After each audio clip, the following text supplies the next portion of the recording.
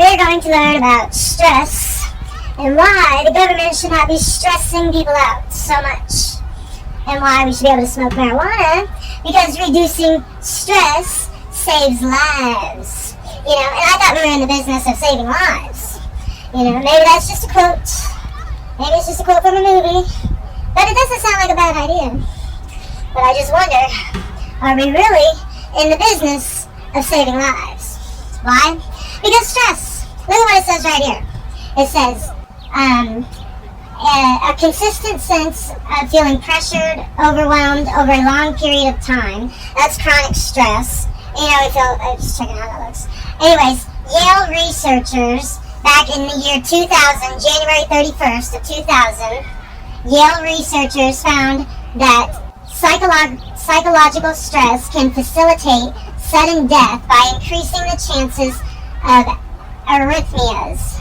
Abnormal heart rhythms are more lethal in susceptible patients. Mental stress can lead to sudden death. And then remember Jordan Peterson in the Scavlan interview where he says, yes, and psychological issues can be of the same. Which one do you find out? I'm going to pause the video. I've seen this before, but we're going to watch it. And I am a big fan of Jordan Peterson. I've been, I laid off of following him for a while because I was tripping and using drugs and whatever, and then also just had some personal issues. But anyways, I followed Jordan Peterson for a really long time, and I really enjoy his work, and I want... What's a constant challenge? Oh, because it's easy to use your speech in a way that pays off in the short term, and it's difficult to contend with the conflict that's inevitable if you try to do things in a straightforward manner, because that produces short-term conflict. It produces long-term peace, which is a huge advantage, but it's very tempting in the short term to circumvent the problem and pretend that it's not there. Do you sometimes avoid telling the truth just to be kind? Don't people? I try to be as kind as possible, but no. Good. I'm tempted to, because I'm fundamentally an agreeable person, surprisingly enough. But I'm convinced that it's better to face things when they need to be faced and to get to the bottom of things, even though that's... And of course, you have to be constituted in that manner if you're going to be a useful psychotherapist, because you can't let things go. They have to be dealt with, just like they have to be dealt with if you're a medical professional. It's unpleasant to tell someone that they have an illness. It hurts their feelings. It upsets them. But if you don't deal with it, then perhaps... This is just what I was saying, so we don't even have to watch the whole thing. Great. This is what I was trying to find. This is where the Yale study says that chronic stress can spark the development of inflammation and causing flare-up problems like rheumatoid arthritis. Oh, no, that was Harvard. But Yale is the one that said that. Death. Here it is. Perhaps they die, and psychological issues can be of the same significance. You talked that it's better to face things when they need to be faced and to get to the bottom of things, even though that's... And of course, you have to be constituted in that manner if you're going to be a useful psychotherapist, because you can't let things go. They have to be dealt with, just like they have to be dealt with if you're a medical professional. It's unpleasant to tell someone that they have an illness. It hurts their feelings. It upsets them. But if you don't deal with it, then perhaps they die. And psychological issues can be of the same significance. You talk sometimes about weak men. Issues can be of the same. Constituted in that manner if you're going to be a useful psychotherapist, because you can't let things go. They have to be dealt with, just like they have to be dealt with if you're a medical professional. It's unpleasant to tell someone that they have an illness. It hurts their feelings. It upsets them. But if you don't deal with it, then perhaps they die. And psychological issues can be of the same significance. You talk sometimes about weak men. So 12... That's that. I'll go back to you on the other recording. Okay, so I don't know what color I was in, so these colors are all changing. But anyways, so we've seen that. The psychological issues. Okay, so it says here at news.yale.edu, and then the greater than sign probably, 2000/1/31 for January 31st, 2000. Mental stress can lead to sudden death, Yale study finds. You know, so it's interesting that, because I caught on to Jordan Peterson saying that, like, I don't know, like, really, I've watched that episode probably 30 times. I can find comments. Oh, I could just go back. I should do that. That'll be interesting. We'll go back and I'll read some comments. And I just keep them there because I was tripping and everything felt so profound. And, like, I don't know, one time I thought there was, like, but I was totally tripping. I was, like, thinking I don't know what I was thinking, so crazy. But anyways, that you should be embarrassed because I smoke marijuana in front of my dad. Oh yeah, because that woman looks like that redheaded woman, that Annie Lou. She looks exactly like the lady Ellen Abbott, my social worker, who was the one, like, I'll say, harassing me for smoking marijuana in front of my daughter. So it says, because I think that they cause more child abuse with their mental brainwashing, what do they call it, tactics of, convincing a child that it was in their best interest to rip them away from their mother, or like it makes no sense. And their father did the same thing. It's like, I don't know how to explain it. But their father, it was less detrimental because it was their father. But when it's a social worker taking, your mother away, taking you away from your mother, like, for good, I mean, it's just like, and then saying it's because she uses drugs, she chooses to use drugs. I mean, that's sending the child a totally wrong message. It's false. It's not accurate. It's not accurate in the least. And that's that the mother didn't love the child, or that the mother chose drugs over the child. That is not the case. That is not the case at all. Nobody stood in front of a mother and said, you can either have drugs or your children. And if they did, it still is a disease, and it's like, you can't understand, like, what you're telling people to choose between. It doesn't make any sense, and they have no right to come in and say that. Children are not being, you know how many parents are high off of opiates? All over in Beverly Hills, as we speak, if it was more, whatever. Anyways, I mean, it's unbelievable how many parents are on drugs, raising their kids, on the way they say I was on drugs. I was using pills. My mom asked me, she's like, how old were you when you started using that? I was like 33. So do the math yourself. I'm 40 years old. I was 33 when I started using meth. I'd used it a few times, like between, but never for like long spurts of times. It was the pills that I was using. And then I've always smoked marijuana except for when I was pregnant with my daughter, Elena. So she's the only one. But anyways, moving on. There's just a lot of comments.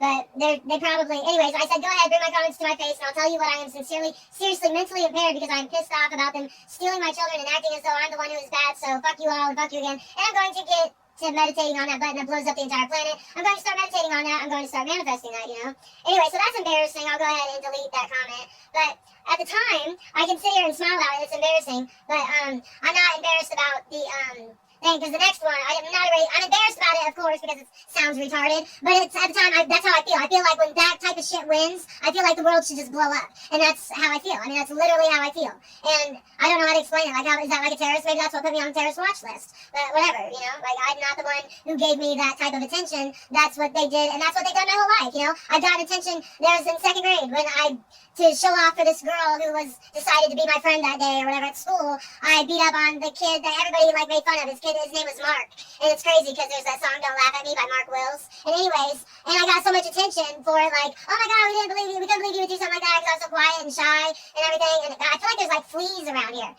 Maybe that's a sign. Flee the situation. But I don't have any money. I can't flee. So anyways, moving on. Just really itchy. I haven't been using opiates, but it could be the Invega that they give me. Invega. It's a shot in my arm. It hurts, and it's white liquid, and it hurts, but it made my brain feel like it was melting. I think it's my hair. That's what it is. It's my hair. The little string is for my hair. Okay, I get it. So anyways, moving on. What was I saying? Okay, so I was saying something. I don't remember.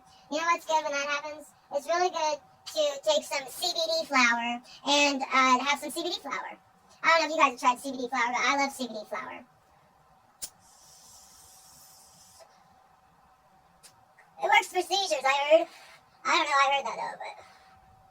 So anyways, for that right there, I got my daughters taken away from me, and my name off their birth certificate. It all started with that right there. So anyway, so what I said here is that, but you know whose name is still on the birth certificate, I bet? Celso's. I bet Celso's name is still on the birth certificate, and he touched my youngest daughter, Jordan's butt, and God only knows what else, because I wasn't able to talk to her because of the way the system works. They believe the man before they believe the victim, and me being her mother, and us being in a tumultuous, I don't know how to explain it, relationship that had a lot of roller coasters, up and downs, that he would say that I led her, that I was lying, or I was leading her to say that. I would never do that, and I would never joke around about that, and, I can do it about myself, like, say, whatever, but anyways, the point is, I wouldn't go as far as going to the police and going to the doctor, and to have my children basically going through, like, pap smear at the ages of 5 and 6. I don't think so. That's a bit extreme to go and accuse somebody of something that you damn well know they didn't do. That is a psychotic person that needs to be, like, euthanized. If I were to do that, which I did not do that. Jordan said Celso touched her butt. She said that to my mother. My mother came and told me. I knew doctors were mandatory reporters. I called the doctor. We took her to the doctor on East 29th and Euclid. Primary health care. Can't remember the doctor's name. She told us to go see doctor. I believe it's Sasha. My mom says it's Dr. Shaw. Anyways, it's at Blaine Children's Hospital, Methodist Hospital, downtown in Des Moines. I took her there, and they checked both Abby and Jordan. Abby is a year, 11 and a half months older than Jordan. And Abby was adamant that he did not touch her, but she did not feel comfortable to open up about it already. They shouldn't have made the decision to do a basic, like they go down, they spread your legs open and put a camera down there and then do a close-up look to see if there's been any tears or rips from a penetration from an object or a finger or a penis. And anyway, so that's what they did. And with Elena, they did not check her. They just asked her. And then we went to the police station. And at the police station, by then, Jordan shut down. She did not want to say, but she said private parts. And then they said they tried to give her a doll and ask her, and she would not point to the doll. And then they tried, and all she would say is he touched her private parts. And then they came out to me and said that all sort of, and said that, that whole scenario, and said to me that private parts could be nose or elbow. And there was nothing more they could do except for ask Celso, and more than likely he would deny it. And so there wasn't really much more that they could do, considering there was a whole Dr. Sasha investigation. Oh, which did say that she could definitively say that they were not penetrated by anything, but she could not say whether or not they were touched. She said, but she can't say they were not penetrated. So that's all she could say. So that's where it was left at. And it was like nobody called the social workers or anything. I assumed that the doctors would call the social workers. And after the police said that, I'm sure I was just perfectly fucking dumbfounded. So much so that I didn't even think, and I'm so stupid in my head. Well, first of all, in my head, I should have thought Celso already was a pedophile, considering I was 15 when I got pregnant by him when he was 28. But nobody in my life proceeded to pound that into my head as they should have. And there were plenty of certified state, like mandatory reporter type people, foster parent for one, sister for second, doctors for third, mother for, mother tried, that's right, my real biological mother tried. But the police decided against it. And nobody ever questioned the foster parent. No social worker ever even questioned Celso or the relationship. I wonder why. It was very conveniently forgotten, especially when they're teaching 12-year-olds how to put condoms on bananas. This shit is not, a joke. But when they say that psychological and stress and stuff like that can be of the same, detrimental level as to death, it can lead to death, then why are they allowing so much trauma to the brain, but when they don't prosecute pedophiles, don't they understand what that does to our hearts and our minds? That tells us that it's okay to make us feel uncomfortable, it's okay to make us use us as objects, and it doesn't matter what happens to my body, and if I pour and I die out on the street, it doesn't really matter because of, and if you give me a permanent record so I can't get a job to pay rent, to even move forward in life, and then I want to commit suicide. Well, that's a problem. Better lock me up for that. Or pay $3,000 for a shot to go in my arm so I have a regular, stable mood instead of giving me $1,000 a month so then I can go get an apartment that allows you to pay rent according to your budget. Being $1,000 a month would be about $200 a month for rent. Therefore, giving me a place to be independent and not dependent upon anybody else, making me go through my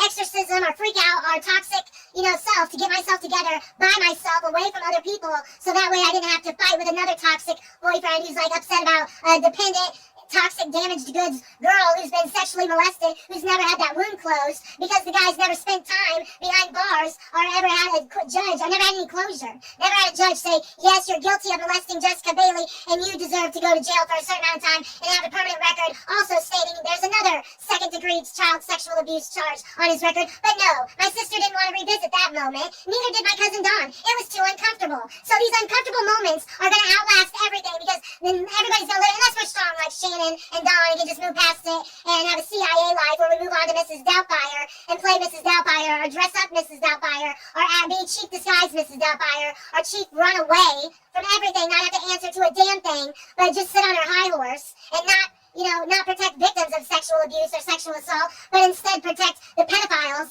by ignoring the problem or being like, that's really sensitive and we shouldn't touch on that. No, you need to touch on that touchy subject because that's a touchy fucking subject that shouldn't exist. You should make an example out of it each and every fucking time it happens. Because we've got just too much of it happening. I mean, 4 out of 4. I have 2 sisters and a cousin. And that's what I have for girls in my family in 1985. And he got 4 out of 4. So when they say 1 out of 4 women get sexually assaulted, I believe every single woman at some point in her life gets sexually assaulted, even if it's roofied and probably doesn't even know it. And just ignores it because, society has said and some of the most top leaders who have access to the 7th floor ignore basic facts like, hello, prosecute those people, Ellen Abbott, while you were worried about me smoking pot or playing a Swedish politician on Scavland with an accent. Yeah, we're doing accent night. Hello, Delaware, original people. You know, how about not lying, Ellen Abbott? Do we need to do, I should probably also do a video watching the narrative of Jessica Bailey Data Live Wiki. I mean, it's just this has been my brain. Why do you think I get high? Those are just reliefs that I can have that make it worse because they say you can't get high. Marijuana, smoking marijuana. Like, that does nowhere near as much damage as that woman, Ellen Abbott, a social worker, hounding me over marijuana and not doing a damn thing over Celso Lopez touching my daughter's ass. That's a fucking problem. Teaching 12-year-olds how to put condoms on bananas, that's a fucking problem. Shannon smoking, my sister, the one who is now the one titled mother on my daughter's birth certificate, was smoking marijuana with me when I was 12 years old. My mother wouldn't dream of that, neither would I. Smoking with me, in front of me. Here, Jessica, I was smoking more than her. She was sitting there reading books. And just reading a lot of books, you know, baby name books. Gonna name their child John Elway because they love Denver Broncos. But she liked the Dolphins, which would be Mana, you know Mana. My sister's favorite football team was the Dolphins. You know, and it's just interesting that her favorite team would be the Dolphins, and Mana would be the name of the, Mana would be the name of the dolphin thing. You'll see Mana there. I don't know if you can read it, but it says dolphin speaks to us of the breath of life, the only thing that humans cannot go without for more than a few minutes. And in the story, the Mana, I changed the name to Shannon to make it make more sense, but it's still left as Mana in some of the parts. But you'll see my name is left as Jessica Bailey. You know, so the whole thing, and Ellen Abbott looks like the woman that I told you from the Scorpion episode 9, season 2, episode 9 of Scorpion, and then the Annie Alou from the Jordan Peterson video that we just played, like about 17 minutes ago. The video's at 20 minutes. This section of the video is at 20 minutes already, so it's gonna shorten out. But anyways, I'm getting really thirsty, and I want to take a breath, and so I'm just gonna do that for a minute. Oh my god, I talk so much. Okay, so I just had a little breather, and I was listening to the rest of the video with Jordan Peterson on Scavland. Now, if that's not Ellen Abbott, then, you know, God forgive me, and whoever that lady is, forgive me. But I'm pretty sure that's a fake accent. I'm pretty sure that's to represent Kelly and my mother in some sort of way. And my youngest daughter's name is Jordan. So if it's not, like, anything to do with it, then they have no clue, then, you know, God forgive me, and hopefully they forgive me. But that's a synchronicity in about 1, 2, 3, 4, 5 in, like, one video. Jordan Peterson, the name of my daughter, Jordan. The guy looking like a cross between my mom and my ex. And then her looking like the social worker, Scandinavian. I worked at Perkins for a moment in time, and I was waitressing, and I asked the table if they needed anything, and they asked me if I was Scandinavian. And I've had people ask me that like 3 times, if I was Scandinavian. And I guess, yeah, there's Scandinavian in my family because of my grandma's side or whatever. So it's just like 5 synchronicities in one video. But anyways, I think this is a good place to end. I'm not mad, I'm not upset. I just feel very intense right now, and I want to, like, settle down. That's kind of what I did, but then I started watching the video. But I'm going to just finish watching the video, and it's not about her, about that. It's about the whole situation as a whole, consisting of my daughters and me being taken off their birth certificate, and the mental trauma, and the PTSD, and the, borderline personality disorder, and all the mental stress and that it's caused, and it's breaking my heart, and I feel like I'm dying of a broken heart, and it's killing me, and I can't move forward with my life. So if we could get this handled, that would be great. But if these people know nothing of me, then it's just like, God is saying something, but what is he saying? Because he's definitely saying something. And it definitely has something to do with child sexual abuse. I know that's for sure. Or sexual abuse and sexual assault. But anyways, I gotta go because I'm gonna smoke some real CBD oil and chill the fuck out. Have a good day.